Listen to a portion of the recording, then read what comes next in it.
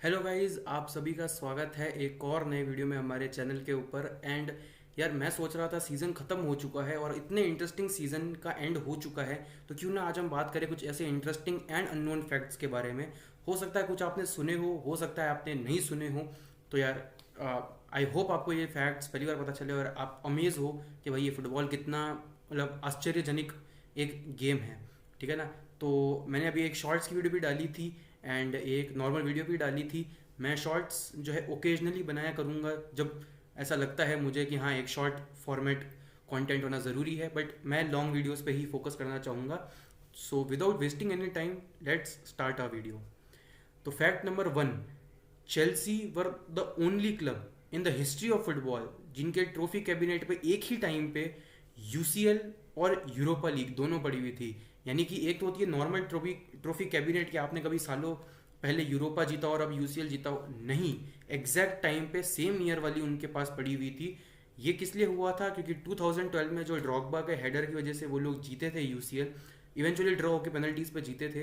वो वाली UCL trophy भी उनके पास थी। और नेक्स्ट सीजन में जब वो यूरोपा लीग जीते थे, वो उस साल के होने वाले यूसीएल फाइनल से 10 दिन पहले हुआ था। तो यानी कि एक टाइम पर वो यूरोपा के भी चैंपियंस थे और यूसीएल के भी चैंपियंस थे, सिर्फ 10 दिन के लिए। बट आई थिंक ये काफ़ी एक शानदार फैक्ट है जो चेल्सी फैंस को पता होना चाहिए। फैक्ट नंबर 2, फर्नांडो टोरेस जो लिवरपूल के चहीते एटलेटिको मैड्रिड में भाई शानदार प्लेयर थे। बट क्या आपको पता है कि प्रेजेंट टाइम के कोच डिएगो सिमियोने उनकी कैप्टनसी के अंडर खेल चुके हैं? बहुत ही अजीब है, बट मुझे लगता है आप समझ जाएंगे कैसे। क्योंकि Fernando Torres at that time he was very young जब उनको कैप्टनसी दी गई थी। लेकिन जो डिएगो सिमियोने थे वो उस टाइम पे अपने रिटायरमेंट के पास आते जा रहे थे एंड इवेंचुअली इसलिए वो अपने लास्ट के कुछ टाइम उनकी कैप्टनसी के अंडर रहे। फैक्ट नंबर 3, डंडी यूनाइटेड इकलौती टीम है पूरे वर्ल्ड में जिनका 100% ट्रैक रिकॉर्ड है एफसी बार्सिलोना के सामने। और ये ऐसा नहीं है कि सिर्फ एक या दो मैच की बात है, नहीं भाई, 4 मैचेस, 4 ऑफिशियल मैचेस, फ्रेंडलीज भी नहीं थे ये तो डंडी यूनाइटेड जो है उन्होंने 4 बार बार्सिलोना के सामने अपना मैच खेला है, 2 जीते एंड 2 बार ड्रॉज किया है। तो भाई, यूनाइटेड सोच के लगा होगा मैनचेस्टर यूनाइटेड होगी, लिवरपूल होगी, बहुत सारी टीम फलकाना ढिंकाना, लेकिन डंडी यूनाइटेड वो टीम थी। क्रेजी। तो फैक्ट नंबर 4 जो है वो है बर्मिंगम सिटी की जो फुटबॉल डायरेक्टर थी जिसका नाम है कैरन ब्रेडी, उन्होंने अपने ही हस्बैंड को जो है बाय किया था एज अ प्लेयर, जिनका नाम है पॉल पोस्ची सोलिडो। बहुत ही अजीब नाम है, बट हम कहेंगे पॉल को ही खरीदा for a value of 400K, यानी कि 400,000 यूरोस के लिए उन्होंने खरीदा था। तो कितनी प्लानिंग की होगी उन्होंने ये सब करने में।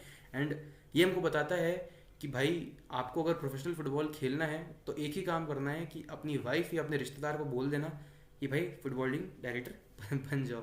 ठीक है। ये काफ़ी कॉमन फैक्ट है, but I would like to include it. जो भी नए फैंस हैं जिन्होंने अभी रिसेंटली देखना शुरू किया है तो उनको भी बताना चाहिए कि 1982 से जो भी कंट्री जो है जीतती आई है वर्ल्ड कप, उनकी स्क्वाड में मिनिमम एक बायर्न म्यूनिक का प्लेयर रहा है। जी हाँ, इवन दो लेटेस्ट जो वर्ल्ड कप हुआ था हमारा फ्रांस जिसमें जीती थी, उसमें भी एक जो है बायर्न म्यूनिक का प्लेयर थे जो थे Tolisso. Even though he was on the bench, but still वो स्क्वाड का पार्ट थे। और बायर्न म्यूनिक के लिए इससे बेटर चीज़ क्या हो सकती है भाई, उनका कम से कम एक प्लेयर तो हर एक विनिंग टीम में रहा ही है। तो ये भी एक बहुत ही अच्छा फैक्ट था। फैक्ट नंबर 6, एलेक्स फर्ग्यूसन के यूनाइटेड को टेक ओवर करने से पहले United was not the biggest club in the English football. जी हाँ, अब इससे पहले मुझे तुम गालियाँ दो, मैं झूठ नहीं बोल रहा हूँ भाई, वाकई में ये है। क्योंकि Aston villa were the most successful club. ठीक है। 1986 में दोनों के पास एक एक यूसीएल या यूरोपियन कप उस टाइम जो बोला जाता था वो था, साथ साथ प्रीमियर लीग थे उन दोनों के पास। एक एज जो विला के पास था वो ये था कि उनके पास एक एक्स्ट्रा जो है एफए कप था। तो यानी कि वो सिर्फ एक ट्रॉफी से ज़्यादा सक्सेसफुल थे मैनचेस्टर यूनाइटेड से।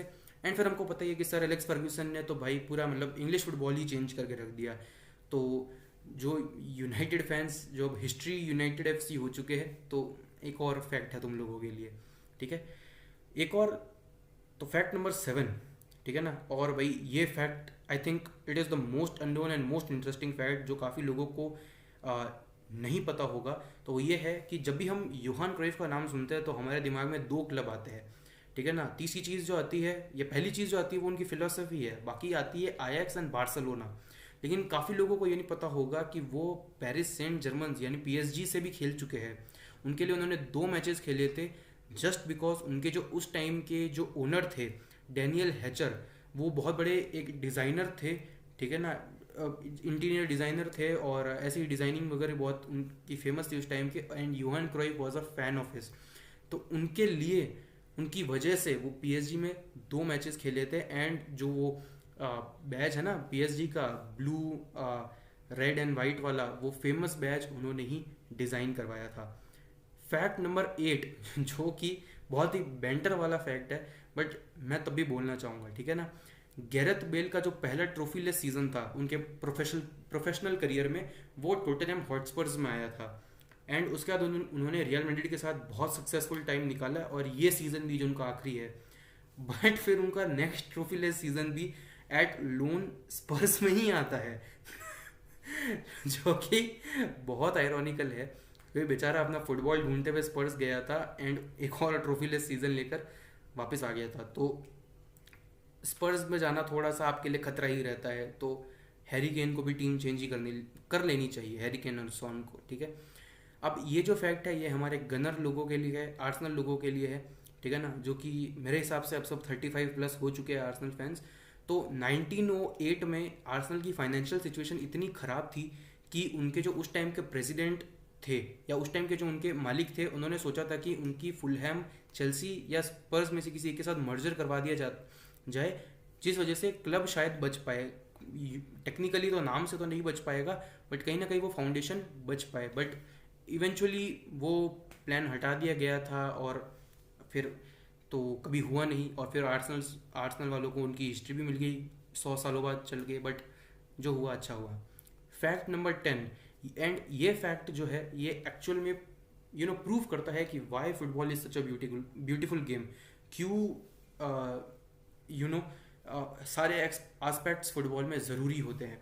तो 1993-94 जो सीज़न था सीरिया का, वो एसी मिलान ने जीता था। अब तुम पूछोगे इसमें कौन सी बड़ी बात है, तो बड़ी बात यह है कि उन्होंने सिर्फ 36 गोल स्कोर किए थे उस सीज़न। 38 ऑफिशियल मैचेस होते हैं एक लीग में और सिर्फ 36 गोल्स, यानी कि एक गोल से भी कम, ऐसे पर 90 जब हम देखते हैं तो यानी वो डिफेंसिवली इतने अच्छे थे कि सिर्फ 36 गोल के साथ भी वो लोग लीग जीत गए। और उन्होंने 15 गोल कंसीड किए थे उस सीज़न में। तो भाई ये बहुत तगड़ा स्टैट है भाई, इसलिए एसी मिलान भाई इतने लोगों की फेवरेट रही है, इसलिए भी न्यूट्रल्स भी बहुत इन्जॉय करते हैं, ठीक है ना। कोई हेट नहीं करता एसी मिलान को सिवाय इंटर मिलान वालों के। बट तुमको लगता है कि भाई इसमें क्या एक्स्ट्रा ऑर्डिनरी है, तो भाई एक चीज़ बता देता हूँ कि बोर्नमouth जो है उन्होंने 40 गोल मारे थे, ठीक है ना, प्रीमियर लीग में 2019-20 वाले सीज़न में 40 गोल उन्होंने मारे थे, तब भी वो रेलीगेट हो गई थी तो ये फैक्ट तो बहुत क्रेजी है, ठीक है ना, तुम भले ही कुछ भी बोलो, बहुत अच्छा फैक्ट है ये। फैक्ट नंबर 11, और भाई ये फैक्ट जो है बताता है कि भाई Zlatan Ibrahimovic is the most unluckiest player of all time, ठीक है ना। अगर एक अनलकीस्ट गोट का कुछ अवार्ड होता तो इनको ही मिलता। ज़्लाटान अपने करियर में जो है 6 चैम्पियंस लीग विनिंग टीम्स के लिए खेल चुके हैं, बट सैडली उन्होंने एक भी नहीं जीता है, ठीक है। वो बार्सिलोना के लिए खेले, वो आईएक्स के लिए खेले, यूवेंटस के लिए खेले, दोनों मिलान के लिए खेले, ठीक है, यूनाइटेड के लिए खेले, ठीक है ना। ये 6 साइड्स जो है ये चैम्पियंस लीग विनिंग टीम है और एक के साथ भी वो चैम्पियंस लीग जीते नहीं। एंड उससे भी बुरी बात क्या थी कि जब वो बारसा में थे तो इंटर जीती, जब वो इंटर आए तो बारसा जीत गई ठीक भाई बहुत अनलकी थे, अनलकी तो ये लोग बहुत रहे। फैक्ट नंबर 12, ठीक है ना, फुटबॉलिंग वर्ल्ड में अभी तक का ये मैं बता रहा हूँ, ऐसा कुछ लेटेस्ट हो गया तो आप बता सकते हो, लेकिन आज से 2 साल पहले का ये थोड़ा फैक्ट है। तो सिर्फ 5 प्लेयर्स के ऊपर जो है एस्ट्रॉइड्स के नाम रखे गए थे, क्योंकि उन्हें माना जाता था कि ये फुटबॉलिंग वर्ल्ड के स्टार है, तो इनके ऊपर भी स्टार्स का नाम होना यह सी मतलब एक जचती हुई ही बात है, ठीक है। तो वो 5 प्लेयर कौन थे, तो Arsene Wenger, Johan Cruyff, Josef Bican, Ferenc Puskas and Michael Ballack. ये 5 प्लेयर है या 5 कोचेज है, फुटबॉल पर्सनैलिटीज़ है जिनके नाम पर जो है एस्ट्रॉइड्स के मीटियोर्स के नाम रखे जा चुके हैं, ठीक है। एंड फैक्ट नंबर 13 सबसे गोटेड फैक्ट है ये, ठीक है ना। भाड़ में जाए मेसी, भाड़ में जाए रोनाल्डो, ठीक है ना। हैरी मैग्वायर की at the peak of his powers, ठीक है ना, कोई उसको रोक नहीं सकता, ठीक है ना। Harry Maguire lead the team of हल city in the season of 2016 and 17, जहाँ पे वो टेबल टॉपर्स बने एंड उसी सीजन वो लोग रेलीगेट भी हो गए। और वो ऐसा करने वाली सिर्फ तीसरी टीम थी इन द होल यूरोप जो टेबल में टॉप भी बैठे हुए थे और उसी सीजन रेलीगेट भी हुए थे। वही सीजन टॉप उन्होंने इस सीजन भी किया था, बट वो तो थोड़ा रोनाल्डो डेहेया ने उसको करने नहीं दिया, नहीं तो डेफिनेटली वो चैंपियनशिप में आ ही जाते अगर मैग्वायर की चलती तो इतने ही फैक्ट थे इन टोटल। 12-13 फैक्ट्स थे, तो वो मैंने आपको बता दिए क्योंकि मेरे हिसाब से बहुत ही अननोन और इंटरेस्टिंग फैक्ट्स थे, ठीक है ना। बाकी सारे बहुत कॉमन से हो जाते हैं, कोई स्टैट्स, कोई रिकॉर्ड्स वगैरह ये वो, तो ये मैं नहीं चाहता था। थोड़ा एक अलग एस्पेक्ट्स जो होता है फुटबॉल का वो मैं आपको बताना चाहता था। मैं मानता हूँ कि आपको बहुत मज़ा आया होगा इस वीडियो पे। नहीं आया तो बताइए कि मेरे में क्या कमी है, सब चीज़ें धीरे धीरे ही सॉल्व होगी। एंड इसको जो है इसे मत मान लेना कि भाई ये तो भाई बायस्ड आदमी है, ये तो हमेशा से मेसी फैन है तो बायसनेस के साथ ही बोलेगा। नहीं भाई, मैं फुटबॉल पूरा एंजॉय करता हूँ, अच्छे से एंजॉय करता हूँ। तो वही है। प्लीज़ बताना कौन सा फैक्ट आपका फेवरेट था, कोई फैक्ट आप बताना चाहें मुझे ताकि मुझे सीखने को मिले, तो भाई उससे बेटर क्या हो सकता है। And yeah I think we will wrap up this video and see you in the next one guys.